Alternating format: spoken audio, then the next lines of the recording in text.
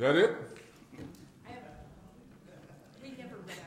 I very much appreciate your awareness of the importance of sustainability and being able to notice over a long period of time the instability in sustainability of so many things going on. And to that, I am asking, how can the city, you, the city council, whoever, improve the possibilities of success for the green impact zone? Is the question, what can we do to...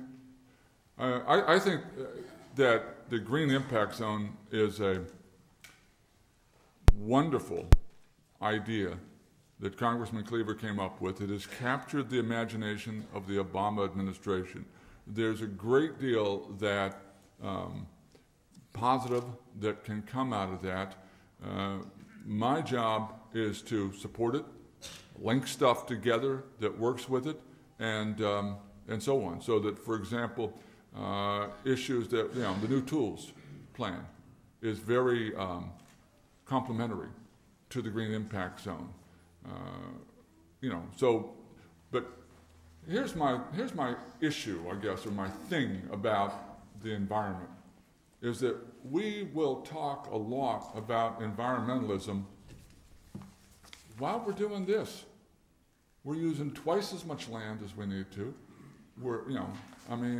We have to bring people, we do not have any kind of regional transit system.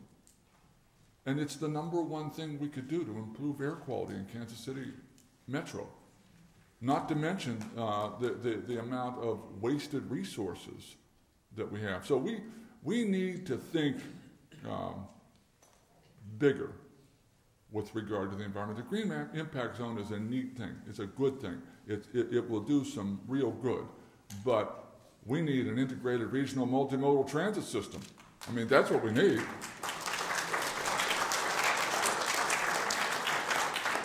Yes, sir. Mayor, my concern is when I read on the internet things about the planet running out of oil, that we may be having a shortage of cheap oil in a few years. There's talk that maybe by 2016 or 2017, oil will go back over 150 a barrel, and that we may... the question is, what can we do? How can we prepare for a future, an uncertain future, that oil may be a lot more expensive? Again, we need to have a regional transit system, and obviously we need to be denser. We need to have a city where people can walk as a major means of transportation, where people can ride a bicycle as a major means of transportation. We need to do, we need to do that sort of thing to bring people in. This is not a world in which you want $150 a barrel gasoline, oil. Yes. Mayor, could we do something about lawns and have gardens in our yards instead? I seem to have gotten a ticket one time for excessive vegetation and inadvertent plants, and I don't want to have that happen to people that decide to raise a few chickens and a few rabbits in a vegetable garden. Could you speak to this? Yes, ma'am. I think we ought to have urban gardening. I think you ought to be able to have corn growing in your front yard if you want.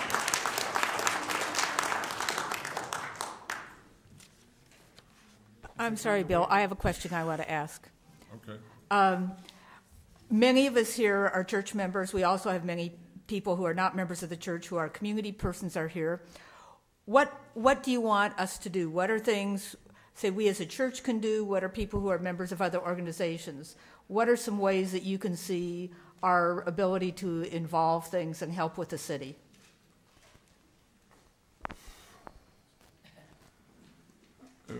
First of all, you can do the sort of thing that you're doing here with this forum. In terms of your church, this is a very, very good thing. You mentioned that you've been doing this since like 1943 or something. This is a very good thing.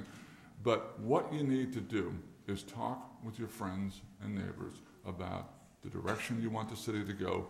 You need to confront real, true facts, and then you need to weigh in. For example, if you think that what I'm proposing is a good idea, then you need to tell your council members. You need to tell the Star editorial board. You need to tell some other folks that you think it's a good idea, that you think it's about time we actually paid attention to the schools, not blaming them, but helping them. I think, send us an email, and we will connect you to a group of folks that are going to work for this thing. take a look at our website, and there's a lot more detail about what we're trying to do. But a lot of the details are going to have to be developed.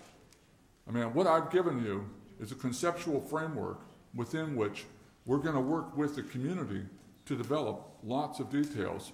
We're going to have to convince the city council to take a number of actions. And really, it's not as much, I mean, you hear all the time about my relationship with the council and so forth and so on, and some council members I have a good relationship with, some I have a less good relationship with. But what they need to hear is from you. You know, so we need to put some stuff on the ballot, and then we need to win some elections. You know, and we need the usual campaigning that we need to do to win the elections. Yes, ma'am. I was just wondering, is this money, this $100 million, is it going to, what are you going to do about vacant schools that are empty, that are sitting there with overgrown lawns and chain link fences laying on the ground? And I mean, I live over in the 79th and Holmes area, and we have 2 schools that are vacant right across the street from each other that are awful to look at. Right. And it's sad. We have vacant schools, we have vacant churches, we have vacant lodges and club buildings, and we're going to have more if we don't stop hemorrhaging people.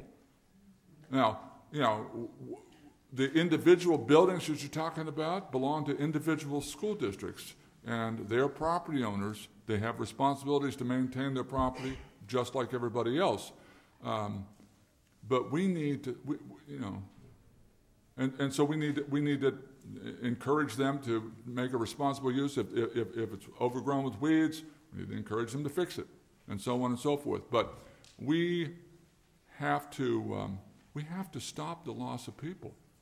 I mean, my goodness, you've all driven up 71 Highway, I'm sure, lots of times. There is at about 31st Street on the west side of the highway, there's a huge, magnificent church that is all boarded up.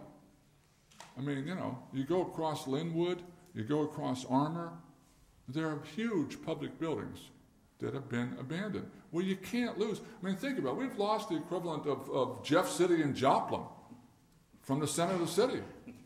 You know, I mean, we had, I see Mr. Tolbert there nodding, and we went through the whole Bannister Mall thing. Well, the people moved away from Bannister Mall. The money moved away from Bannister Mall. A factoid I did not give you today, but I mention frequently.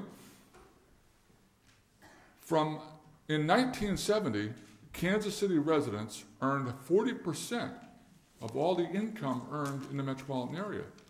Today, they earn 18% of all the income earned in the metropolitan area. So our market share of income has dropped by more than half, and we still have all the primary roads and all the arterial roads that we had before. We have twice as much stuff you know, half as many people to maintain the same stuff or more than we had before. Thank you very much for being here. Let me make a few announcements.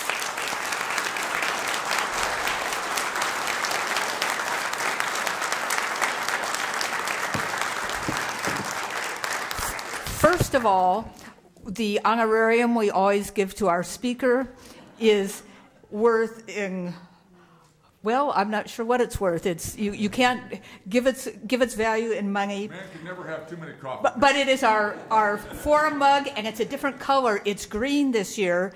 We had blue ones before, made in the U.S., and it's very difficult to find mugs that are made in the U.S.